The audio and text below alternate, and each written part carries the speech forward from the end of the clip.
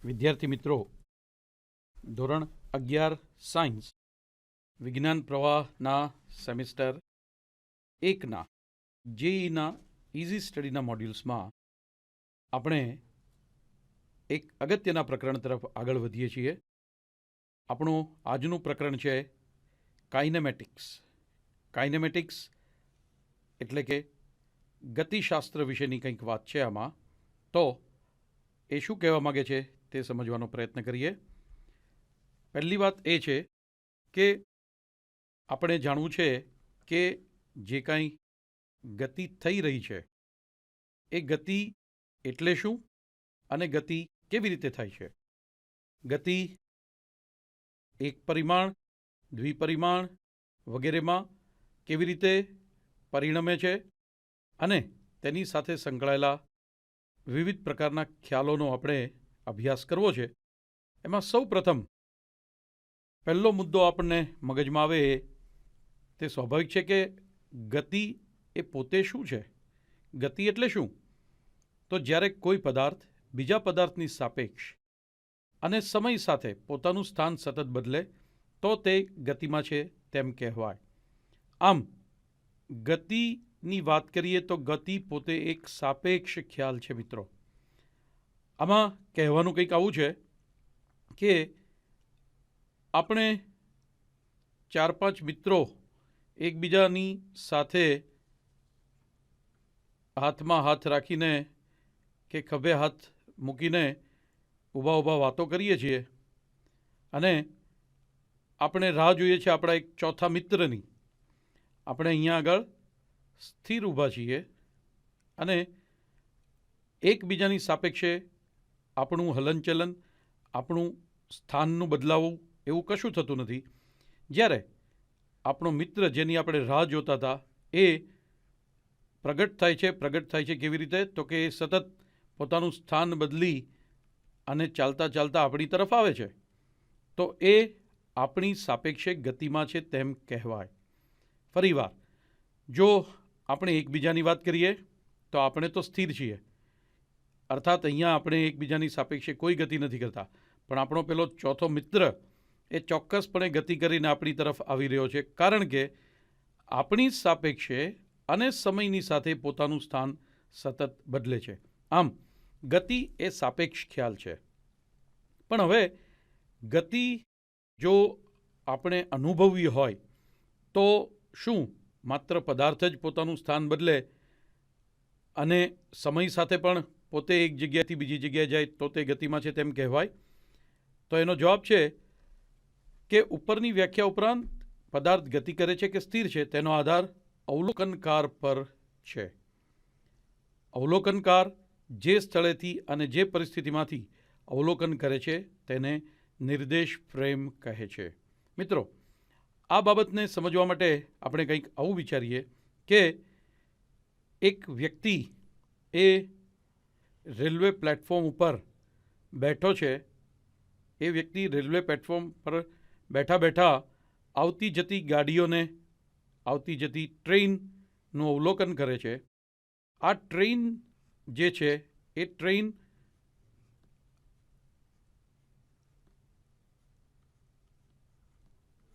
આ ટ્રેનના કમ્પાર્ટમેન્ટ્સ જે છે એ એકબીજાની સાપેક્ષે જોવા જઈએ તો કોઈ ચોક્કસ સ્થાનો પર રહેલા છે. આપણે તેની અંદરના મુસાફરો વિશે વિચારીએ તો અંદરના મુસાફરો એકબીજાની સાપેક્ષે તો સ્થિર સ્થિતિમાં બેઠા છે, પણ આ બધા આ વ્યક્તિની સાપેક્ષે સતત ગતિશીલ છે, કારણ કે ટ્રેન એ તરફ ગતિ કરી રહી છે. ફરી એકવાર, અહીંયા આગળ શું બની રહ્યું છે? તો કે એક અવલોકનકાર જે ટ્રેનની અંદર નથી અને બીજો અવલોકનકાર જે ટ્રેનની અંદર છે. ટ્રેનની અંદર જે બેઠો છે તે વ્યક્તિને તેની આસપાસના બધા જ માણસો પોતાની જેમ જ સ્થિર બેઠેલા દેખાય છે, કારણ કે એકબીજાની સાપેક્ષે તે જોઈ શકે છે કે તેઓ કોઈ સ્થાનાંતર કરતા નથી. પરંતુ પ્લેટફોર્મ પર જે વ્યક્તિ બેઠો છે એને તો આ બધા એક સાથે ગતિ કરતા દેખાય છે. આમ અવલોકનકાર જે સ્થળેથી અને જે પરિસ્થિતિમાંથી અવલોકન કરે છે તે સ્થળ અને પરિસ્થિતિ બંને બહુ જ ઉપયોગી છે. આ બંનેનો જે સંયુક્ત ખ્યાલ છે તેને નિર્દેશ ફ્રેમ કહેવાય. આમ બહુ સ્વાભાવિક રીતે આપણે સમજીએ તો ગતિ એ પદાર્થનું સાપેક્ષ થતું સ્થાનાંતર, સમય સાથે થતું સ્થાનાંતર અને સાથે સાથે નિર્દેશ ફ્રેમ પર આધારિત એક ખ્યાલ છે. હવે આવા ગતિના મુદ્દાને આપણે વ્યવસ્થિત સમજવું હોય તો ભૌતિકશાસ્ત્રના જે વિભાગમાં તેનો અભ્યાસ કરવામાં આવે છે તે વિભાગને આપણે જાણવાનો પ્રયત્ન કરીએ. ગતિશાસ્ત્ર, તેને અંગ્રેજીમાં આપણે કહીશું મિકેનિક્સ. ગતિશાસ્ત્રના બે પ્રકાર છે. કયા કયા બે પ્રકાર? શુદ્ધ ગતિશાસ્ત્ર, જેને અંગ્રેજીમાં આપણે કહીશું કાઇનેમેટિક્સ, અને ગતિશાસ્ત્ર ડાયનેમિક્સ. આ શુદ્ધ ગતિશાસ્ત્ર એટલે શું?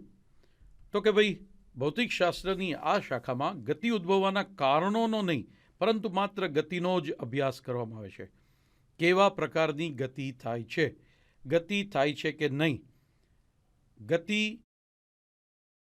એક સરખી છે, પ્રવેગી છે, વગેરે વગેરે.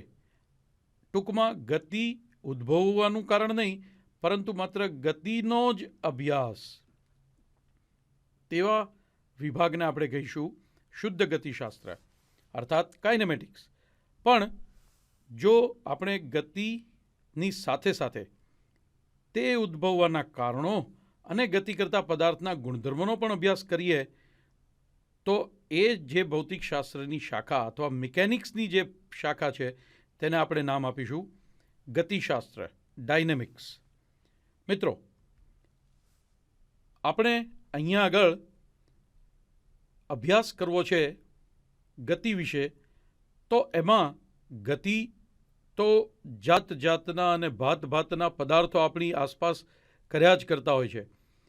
એક મોટી જબર વોલ્વો બસ ગતિ કરતી આપણે જોવા મળે છે, તો પેલો નાનો એવો ઉંદર એ પણ આપણને ગતિ કરતો જોવા મળે છે.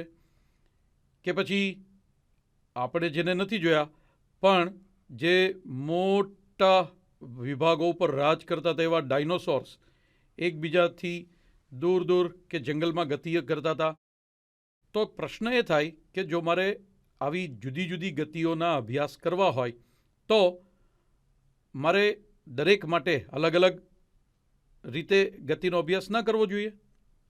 એનો જવાબ આપણી પાસે છે કે પદાર્થને તમે કણ સ્વરૂપ લઈ લો. એટલે શું? તો કે ગતિ કરતા પદાર્થ માટે તેને દળ ધરાવતા બિંદુવત પદાર્થ સ્વરૂપે એટલે કે કણ સ્વરૂપે લઈ શકાય છે. હવે પ્રશ્ન એ છે કે આવું ક્યારે કરી શકાય?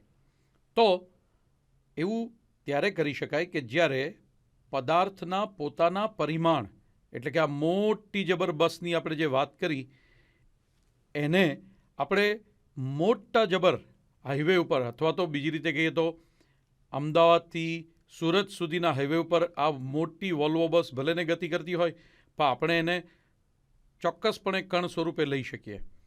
નાનો ઉંદર, એ નાના ઉંદરને સાવ નાના પાંજરામાં પૂરી દઈએ અને પછી પાંજરાની અંદર એ કૂદાકૂદ કરે તો આપણે એવું ના કહી શકીએ કે કણની ગતિ છે, કારણ કે પાંજરાની સરખામણીએ તો ઉંદર ખાસો મોટો જ છે. પણ એ જ ઉંદર જ્યારે પૃથ્વી ઉપર ગતિ કરતો હોય તો આપણે કહી શકીએ કે કણની ગતિ થઈ રહી છે. અને વોલ્વો અને ઉંદર કરતાં તો ક્યાંય મોટા ડાયનોસોર એ પણ પૃથ્વીની સરખામણીએ તો મિત્રો ખૂબ નાના હતા. એટલે એવા મોટા પદાર્થોને પણ કણ સ્વરૂપે લઈ શકાય. અને ભાઈ આપણે આ બધાને ક્યાં યાદ કરીએ છીએ? આપણે તો સૂર્યને પણ કણ સ્વરૂપ લઈ શકીએ, કારણ કે સૂર્યથી પણ ખૂબ મોટા પણ ખાસ્સા દૂર આવેલા લાખો પ્રકાશ વર્ષ દૂર આવેલા સૂર્ય જેવા જ બીજા સૂર્યો, એને તો આપણે બિંદુવત આકાશના તારાઓ જ કહીએ છીએ ને, એને તો આપણે કણ સ્વરૂપે જ જોઈએ છીએ. આમ જ્યારે પદાર્થના પોતાના પરિમાણની સરખામણીએ તેના દ્વારા કપાતા અંતર ખૂબ મોટા હોય તો આ બધા જ પદાર્થોને આપણે કણ સ્વરૂપે લઈ શકીએ છીએ. આ વાત તમે ખાસ યાદ રાખજો. હવે જો આપણે પદાર્થને કણ સ્વરૂપે લીધા અને હવે એની ગતિની જ વાત કરવી હોય તો પહેલો મુદ્દો તો આપણને એ જ મળે છે કે પદાર્થનું સ્થિર પદાર્થની સાપેક્ષ થતું સ્થાનાંતર. તો સ્થાન અંતર અર્થાત સ્થાનમાં થતો ફેરફાર એ સમજવા માટે પહેલાં તો આપણે એ પ્રશ્ન થાય કે સ્થાન એટલે શું. તો સ્થાન એટલે કોઈ નિયત બિંદુના સંદર્ભમાં આપેલ કણનું સ્થાન દર્શાવતા સદિશને જે તે કણ માટેનો તે સંદર્ભ બિંદુને અનુલક્ષીને સ્થાન સદિશ કહેવાય. હું ફરી એક વખત તમને સમજાવું. કોઈ નિયત બિંદુના સંદર્ભમાં, નિયત બિંદુ એટલે શું? તો એના માટે આપણે સામાન્ય રીતે તમને ખબર જ છે કે કાર્ટેઝીય યામ પદ્ધતિનું જે ઉગમ બિંદુ છે O, તેને આપણે એક સંદર્ભ બિંદુ લઈએ છીએ. નિયત સંદર્ભ બિંદુના સાપેક્ષે કોઈ કણ P ધારો કે અહીંયા રહેલો છે, તો આ સંદર્ભ બિંદુને આ કણ સાથે જોડતો જે સદિશ છે તેને કહેવાય કણ Pનો સ્થાન સદિશ. આ સ્થાન સદિશને આપણે સામાન્ય રીતે R વડે દર્શાવીએ છીએ. અહીંયા P બિંદુ માટે હોવાથી તેને RP પણ કહી શકાય. આમ RP એ શું છે? P બિંદુનો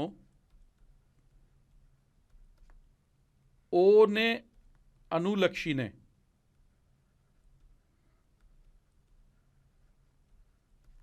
સ્થાન સદિશ. મિત્રો, અહીંયા આ એક બાબત અગત્યની છે કે જ્યારે આપણે સ્થાન સદિશની વાત કરીએ ત્યારે સંદર્ભ બિંદુનો ઉલ્લેખ અનિવાર્ય છે. એ આપણે મગજમાં રાખવાનું છે. હવે પથ લંબાઈ ઉપર આવીએ.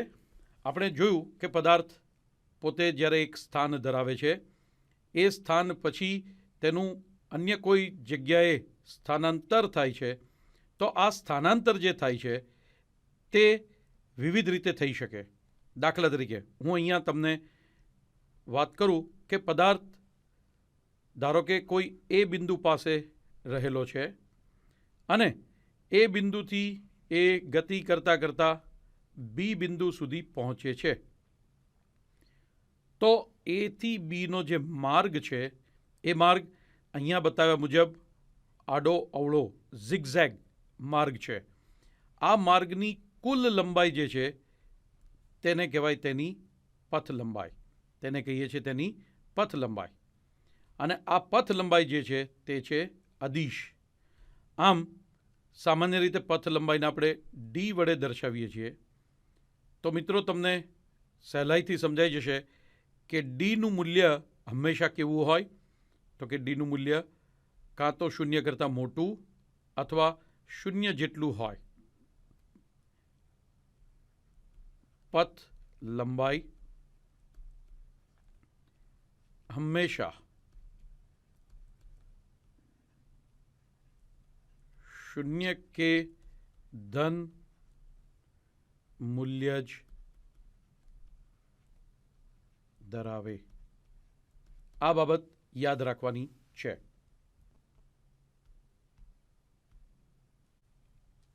તો અહીંયા આપણને જાણવા મળ્યું કે પથ લંબાઈ એટલે એથી બી જવાનો જે કુલ માર્ગ છે તે. પણ આ તો થઈ પથ લંબાઈની વાત. અહીંયા તો મેં તમને વાત કરી કે પદાર્થ એક સ્થાનથી બીજા સ્થાને જાય છે, તો તેને દર્શાવવા માટેની જે સદિશ પદ્ધતિ છે તેમાં આપણી પાસે છે સ્થાનાંતર. સ્થાન એને સીધી રેખા વડે સ્થાન બી સાથે જોડતો માર્ગ કે સદિશ, જેને આપણે એસ વડે દર્શાવી છે. તો એ થી બી સીધી રેખામાં જે આપણે જોડીએ તેને કહેવાય સ્થાન બદલતો સદિશ, સ્થાનાંતર સદિશ.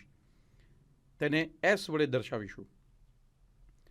આમ તમે જોઈ શકો છો કે પથ લંબાઈ હંમેશા શૂન્ય કે ધન મૂલ્ય ધરાવે, પરંતુ એસના કિસ્સામાં એથી બી આપણે જ્યારે સ્થાનાંતર કરીએ ત્યારે જો હું એને ધન લઉં તો બીથી એ તરફ આવું ત્યારે એસનું મૂલ્ય ઋણ મળે છે. અર્થાત બીજી રીતે કહીએ તો એસનું જે મૂલ્ય છે એ ધન કે ઋણ હોઈ શકે. બીજી રીતે કહીએ તો એસ પોતે ધન કે ઋણ બની શકે. અને આમાં એક બીજી અગત્યની વાત એ થઈ કે એસનું મૂલ્ય જે છે તે હંમેશા less than or equal to D થશે. પથ લંબાઈ એ હંમેશા સ્થાનાંતર કરતાં વધારે અથવા બરાબર સ્થાનાંતર જેટલી થવાની, પરંતુ પથ લંબાઈ ક્યારેય સ્થાનાંતર કરતાં નાનું મૂલ્ય ધરાવી શકે નહીં.